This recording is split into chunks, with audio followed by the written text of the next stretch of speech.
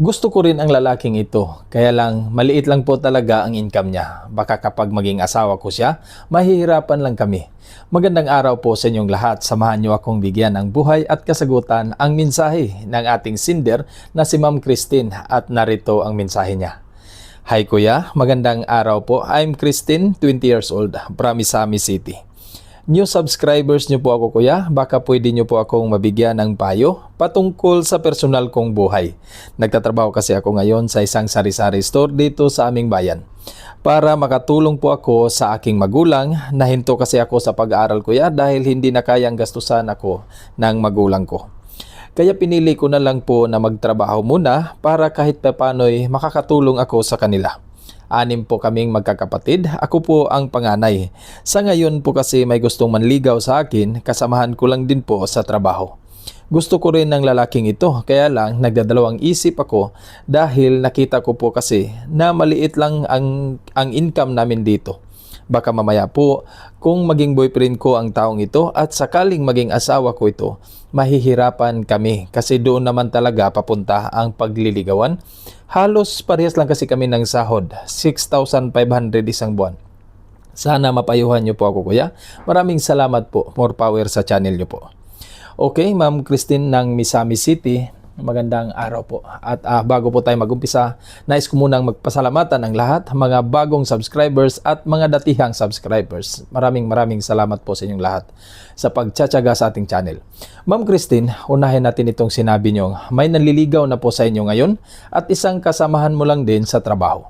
Sa totoo lang po ma'am, sa panahon natin ngayon, bihira na lang po ang mga kababaihan na may ganitong pag-iisip, na may takot sa posibleng mangyayari sa hinaharap. Tulad na lang ng sabi mo, baka kapag naging asawa mo ang taong ito, baka mahihirapan lang din kayo dahil nga sa nakita mong income nyo na hindi naman ganon kalaki. Maaring tama po ang sinasabi mo at iniisip mo dito.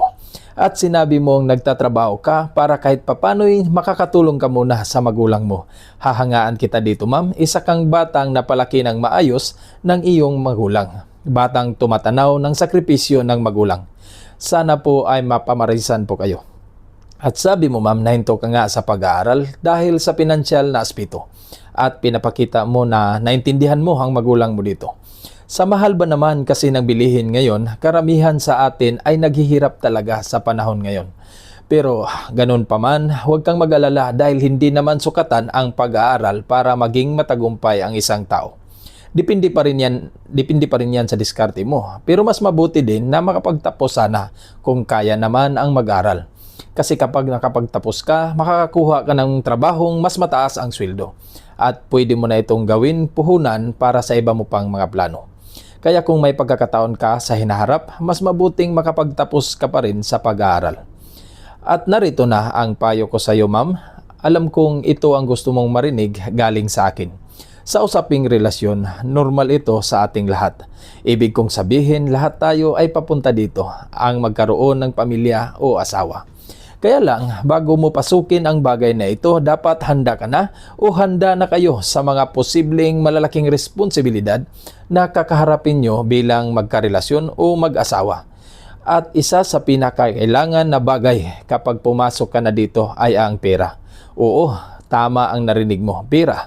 Pera talaga ang kailangan. Kaya hindi ka nagkakamali sa iniisip mo. Paano na lang pagdating ng araw, baka mahirapan lang din kayo. At posible talagang mangyayari ito sa buhay mo kung hindi ka mag-iingat sa maging desisyon mo.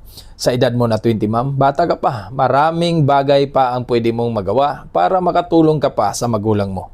Ang pakikipagrelasyon tulad ng sabi ko para sa ating lahat yan. Pero sa tamang timing at tamang panahon, dapat bago ka pumasok dito. Sa sahod nyo po na 6,500, masyado pong maliit yan kahit sabihin pa natin na nasa probinsya kayo. At sabi mo, gusto mo din ang lalaking ito. Kausapin mo siya kung ano ang magagawa niya maliban sa trabaho nyo ngayon. Tanungin mo siya kung ano ang pangarap niya sa buhay. Isang bagay ito na dapat tinatanong nyo sa isang lalaki.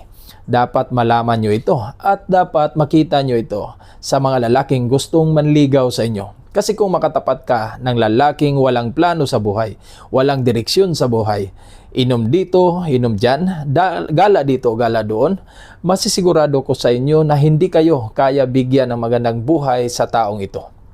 Okay, Ma'am Christine. Medyo napahaba po itong payo ko sa iyo. Sana makatulong ito. Marami pa sana akong pwedeng ipayo sa iyo. Kaya lang, kulang ang isang oras para rito. Mag-ingat ka po palagi, ma'am. Paalam.